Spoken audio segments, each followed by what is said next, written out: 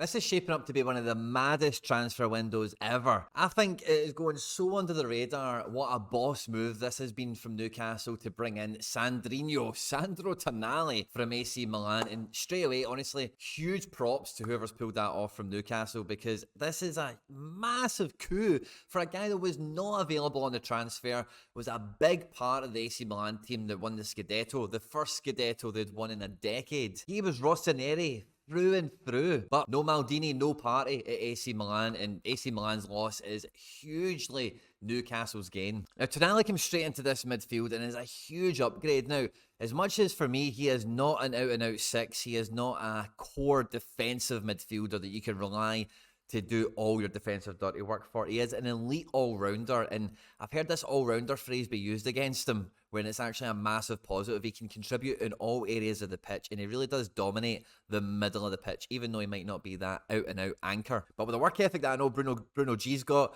and from the revelation that's been Joelinton, this is a really combative and really strong, powerful midfield, and I don't think this Newcastle team is too many transfers away from becoming title contenders. Now, with Alan Saint-Maximin going to be leaving, there's a lot of strong rumours out there that there's going to be some exciting wingers coming to Newcastle. And for me, the number one winger that they've been linked to so far that I would be mad excited about is Chiesa. Now, Chiesa is a fantastic modern-day elite professional footballer. In his mid-20s, he's over some injury crisis, but he works like a dog up and down the line. He's very creative, and he's got elite skill and elite talent as well in the final third to find teammates with shots and crosses, as well as take some shots as well. Take some shots himself. The other big player that's been linked out of Italy into Newcastle, and it feels like Newcastle are going to be really exploiting just how much suffering there's been in Serie A financially compared to the Premier League. And I think they'll also take advantage of no Maldini, no Partey in Milan. And if they get Theo Hernandez into this team as well, it changes so much of what Newcastle can do and become.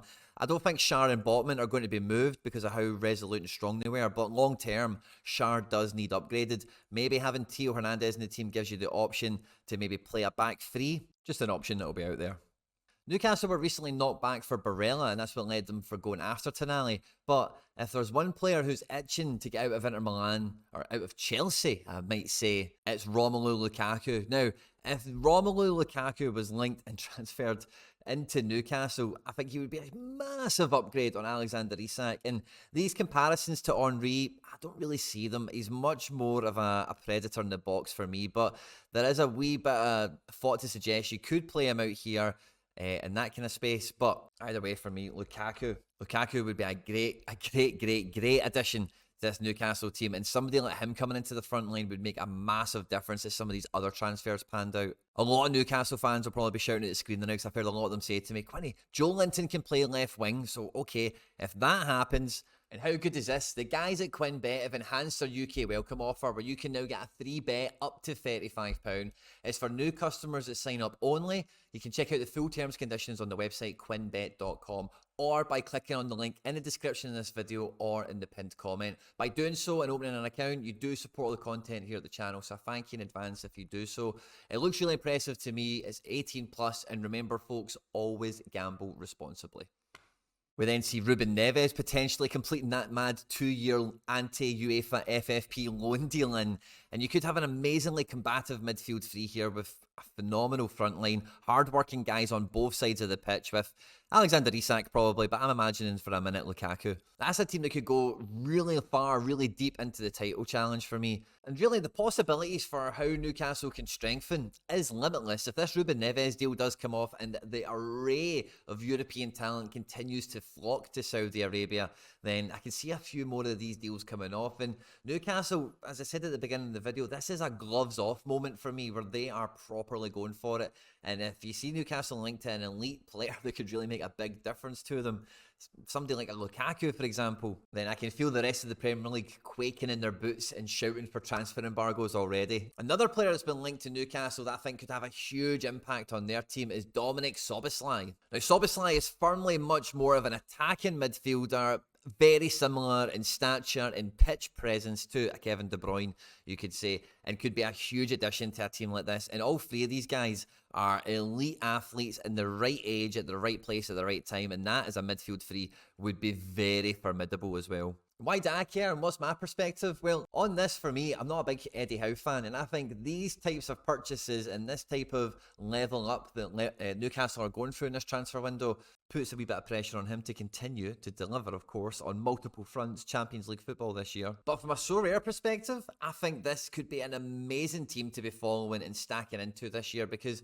Newcastle will be competing on multiple fronts in the Champions League, in the Premier League, and by this Tonali deal, I think it's a real sign of intent for what else we'll see from Newcastle in this transfer window. And from a fantasy football perspective, there's going to be lots of individual players in this team that could be great options for lots of different teams. So it'll be really fun to watch on the pitch and on the leaderboard how this Newcastle team really does flesh and develop out, because it's been a while since we've had the Man City kind of build and the Chelsea build. Liverpool, when they built their kind of team and went on to win leagues and Champions Leagues and stuff like that, it was done with money, but it was done in a much more, I guess football fans would call it, organic fashion. You know, they sold Coutinho, they sold guys for money and brought in other players off the back of that. Whereas Newcastle are just, as I say, gloves off with a big bag of money and lots of infrastructure financially and commercially to be able to, puppet master their way into the situation very quickly. But Man City, as I can tell you from personal experience, that is a bumpy road you go down, and, people will forever hold it against you. So, anyway, let me know what your thoughts and feelings are. Who would be the perfect player to go in on top of that Newcastle team as we've kind of presented it today? I'd be really interested to hear your thoughts and feelings. And if you were to pick up a Sorare card speculated to go to Newcastle or currently at Newcastle, who would it be? Let me know. Don't forget to like, subscribe, share, and retweet and all that good stuff. Stay out of trouble, and I'll catch you on the next one.